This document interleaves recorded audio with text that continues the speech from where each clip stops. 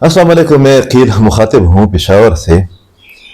आप सब लोगों की नज़रों से वो ख़बर गुजरी होगी, आप लोगों ने सुनी होगी, पढ़ी होगी, जिसका सब लोगों को इंतज़ार था और जिसकी आने में या जिसकी कामयाबी में, इस खबर की कामयाबी में, इस मुकाम तक पहुँचने में बहुत सी रुकावटें, बहुत साजिशें हायल रही गुज़श्ता 2-3 महीनों के दौरान।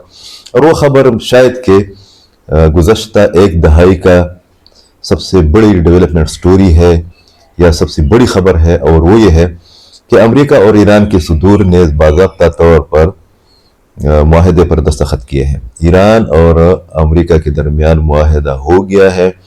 रस्मी तकरीब का इनेकाद 19 जून को स्विट्ज़रलैंड में किया जाएगा, जिसमें कहा जा रहा है, अल अरबिया की खबर है कि तकरीबन 20 से ज़्यादा अहम ममालिक की डेलीगेशन या अहम रियासती अहदेदारान शिरकत करेंगे। उसमें सदर ट्रंप की शिरकत भी मुतवक्के है। ये खबर सबसे पहले पाकिस्तान के वज़ीर-ए-आज़म शहबाज शरीफ ने एक्स पर शेयर की, उसके बाद अमेरिकन मीडिया ने उठाया, उसके बाद इंटरनेशनल मीडिया ने, ईरानी मीडिया ने तस्दीक की कि ईरान के प्रेसिडेंट ने भी दस्तखत किए हैं शहबाज शरीफ साहब। और इंटरनेशनल मीडिया ने ये भी बताया कि ये जो तकरीब होने जा रही है स्विट्ज़रलैंड के अंदर, जो सबसे बड़ी तकरीब होगी, तारीखी तकरीब होगी, उसकी मेज़बानी कतर और पाकिस्तान मुश्तरका तौर पर करेंगे।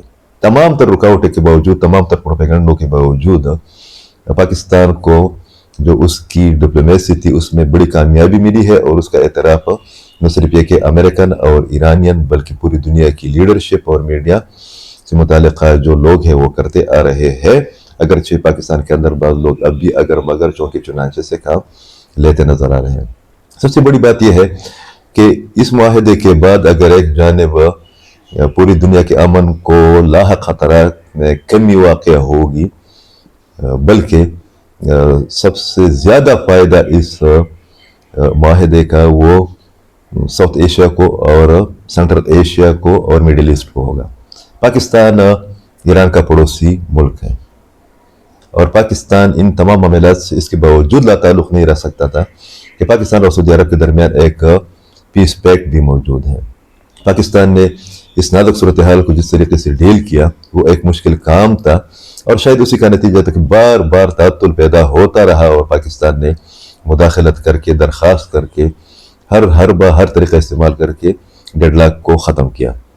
ईरान के साथ जब मामला ठीक होंगे अमेरिका के, तो उसके बाद ईरान पर लगाई गई पाबंदियाँ ख़त्म होगी, और उन पाबंदियों के ख़ात्मे के बाद सिक्योरिटी, मुआशी तौर पर, सिक्योरिटी के तौर पर, और जो अफ़गानिस्तान के मामलात है या रीजन के जो मामलात हैं इंक्लूडिंग पाकिस्तान और भारत के मामलात, इस पर बहुत बड़ी पेशरफ्त होगी। इसलिए कि ईरान न सिर्फ ये कि इस रीजन का सबसे अहम खिलाड़ी है पाकिस्तान की तरह, बल्कि ईरान की अफ़गानिस्तान के अंदर भी बहुत ज़्यादा दिलचस्पी भी है, उसका एक रोल भी रहा है।